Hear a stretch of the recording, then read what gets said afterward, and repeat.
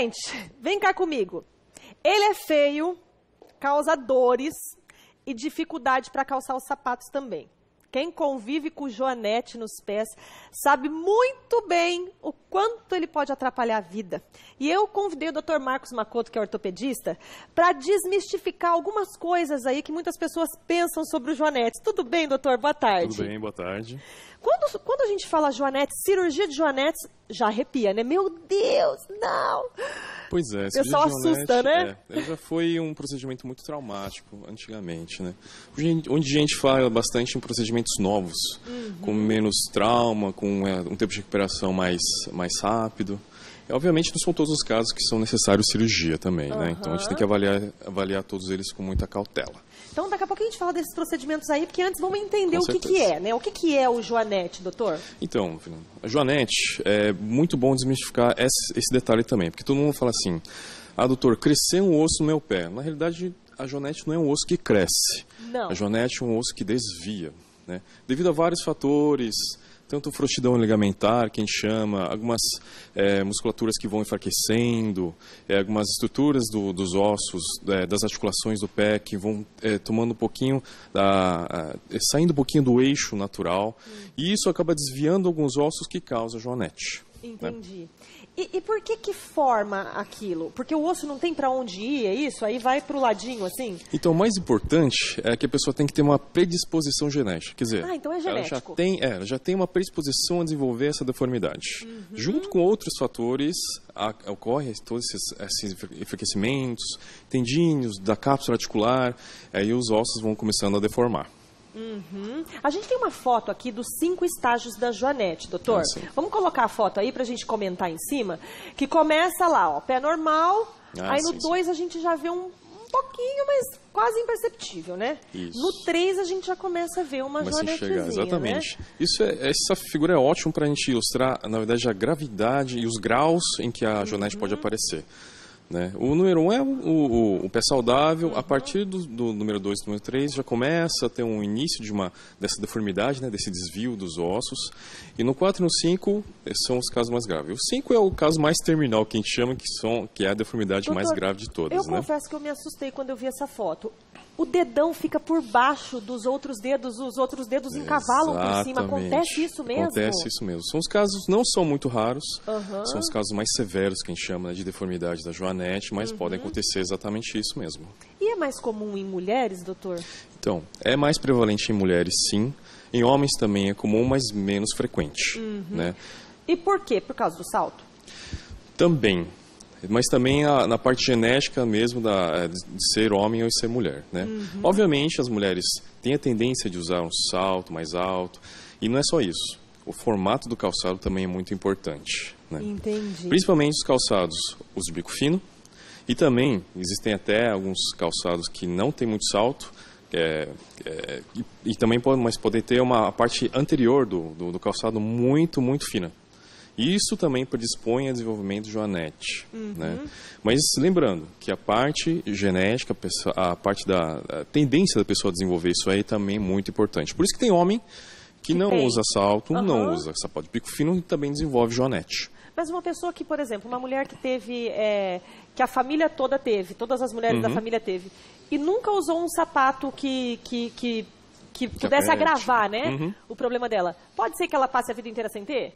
Pode ser, né? Tendo os devidos cuidados de não usar o calçado inadequado, né? Usar o calçado mais folgadinho, mas ela pode realmente se safar de desenvolver uma joanete, sim. Né? Em contrapartida, pode ter mulheres que usem salto a vida inteira, sapatos de bico fino a vida inteira e não vão ter joanete. Exato. Tem muito paciente minha que usa salto super alto, bico fino, mas não desenvolve joanete. E é nesse ponto que eu falo, a parte da predisposição genética da pessoa de desenvolver isso que é a mais importante. E quais problemas que a joanete pode causar, doutor? Então, nos estágios iniciais, ela não costuma ser tão sintomática, né? Nos casos mais leves que a gente viu lá, né, na figura. Mas quanto maior a deformidade, a alteração, né, de equilíbrio, de distribuição de peso no pé, começa a alterar. Né? Aí começa a haver calos, né, desenvolvimento de sobrecarga em alguns ossos do pé, que podem começar a ser dolorosos.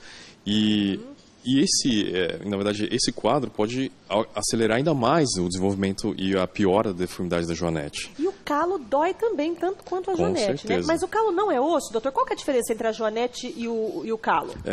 Muito bom esse aspecto. Muito paciente me pergunta isso. Tem muito paciente que também confunde os calos com, doutor, eu já com olho de peixe, um problema dermatológico.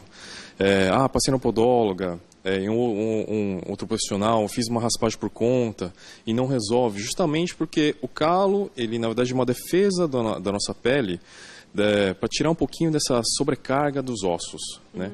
Então, por que forma o calo? Porque lá está tendo muita pressão óssea, né? O osso que está muito pontudo está pressionando demais, aí o corpo forma um calo para diminuir essa pressão excessiva. Então, o calo, na verdade... é fantástico, né, doutor? Então, de certa forma, é fantástico, né? Está se defendendo ali daquele problema. Desse aumento de pressão na sola do pé. E, obviamente, a gente usa isso como referência para saber que essa parte onde está o calo, o osso está mais proeminente, então ele tem uma sobrecarga maior. Então, existe algum desequilíbrio no pé. Okay? Agora, doutor, a gente vê uns protetores, umas coisas na internet. Eu até coloquei foto aí para vocês. Coloca a foto aí do corretor primeiro. Vamos colocar um corretor que a gente vê que é um corretor de joanete. Isso daí realmente funciona, doutor? Então, Fernando, é o seguinte. Existem corretores, existem também protetores de silicone e tudo mais. Acho que vocês vão mostrar também, né? Mostra aí. Esse daí já é um protetor, não é um corretor, né? Exatamente. Para deformidades que já existem, né, nos estágios um pouquinho mais avançados, é difícil a gente corrigir a joanete só com isso aí. Né? Quando a deformidade já estabelecida, é difícil a gente conseguir corrigir 100%, totalmente com o pé normal, só com esses protetores e corretores. E daí qual seria o tratamento? Só cirurgia? Então, a cirurgia, infelizmente, é a única forma de corrigir a deformidade. Mas não são todos os casos que são cirúrgicos, né? Ele sempre fala, não existe cirurgia com cunho estético para a joanete. Né? Exatamente porque é um procedimento cirúrgico, tem todos os seus riscos, né? Então, os casos em que há dores, formação de calo, deformidade progressiva, em que a deformidade vai piorando cada vez mais, inflamações, bursites e outros casos, esses daí são realmente são maiores candidatos a tratamento cirúrgico devido a essas alterações que a deformidade acomete, né?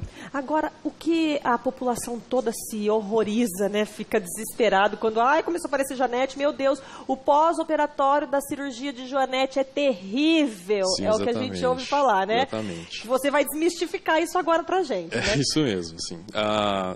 Infelizmente, o tratamento cirúrgico para joanete, há muito tempo atrás, ele era, infelizmente, não havia muita oportunidade ou técnicas suficientemente boas para que houvesse uma correção boa e sem muito trauma no pós-operatório. Né?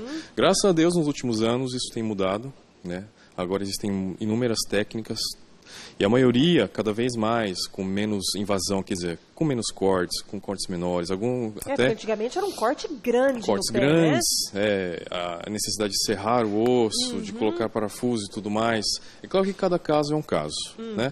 Mas a tendência, com o passar do tempo, e nos últimos anos também, é que a recuperação pós-operatória tem sido mais tranquila, menos dolorosa, mais rápida. Quanto tempo, mais ou menos, um paciente já pode voltar às suas atividades normais de um estágio que já está prevista a cirurgia mesmo? Então, para casos, por exemplo, que a gente usa uma técnica que a gente chama minimamente invasiva, né, que são cirurgias que são feitas só com alguns furinhos, que a gente usa algumas brocas especiais que não agridem muito as partes moles. Em geral, na primeira semana já o paciente já é orientado a começar a pisar devagarinho. A recuperação de 2-3 meses, que antigamente se fazia muito, é reduzida menos que a metade. Então, a recuperação é mais rápida, as dores são bem menores, né? Tem paciente que a gente opera que praticamente não reclama de dor. Não sente dor depois, no pós-operatório. Exatamente. Então, isso é uma ótima forma da gente poder corrigir os casos mais graves mesmo. Então, pessoal, fica atento aí, fica a dica do Dr. Marcos Makoto, ortopedista aqui pra gente. Procura o seu médico antes que você tenha que fazer a cirurgia, né, doutor? Com certeza, sempre consultar um profissional. E também, se tiver que fazer a cirurgia, o Dr. Marcos já falou que não tem problema, que hoje em dia tem várias técnicas bem menos invasivas e indolores, né? Com certeza, Fernanda. Obrigada, viu, doutor? Adorei a notícia. Obrigada. Eu que agradeço.